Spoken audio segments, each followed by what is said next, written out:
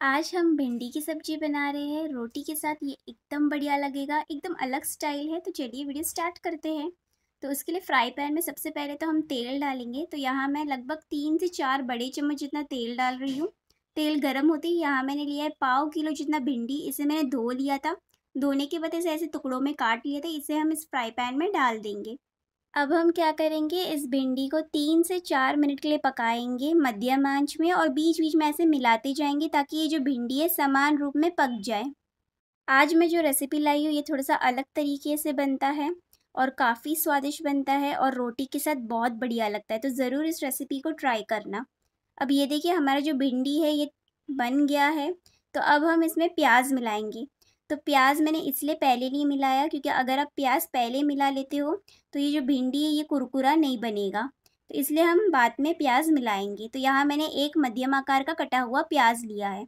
अब इसे हम मिलाएंगे और 3 से 4 मिनट के लिए पकाएंगे।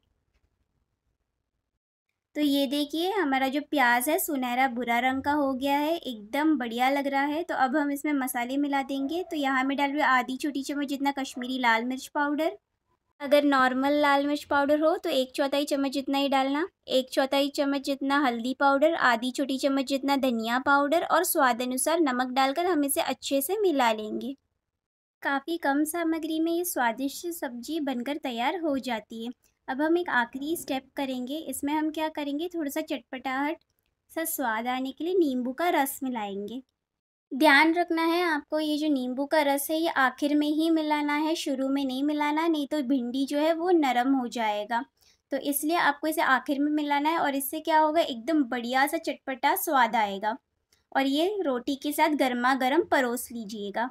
तो ज़रूर इस रेसिपी को ट्राई कीजिए और आपके अनुभव मेरे साथ कमेंट सेक्शन में शेयर कीजिए। अगर आपको ये वीडियो पसंद आए तो प्लीज़ मेरे चैनल को सब्सक्राइब कर सपोर्ट कीजिए।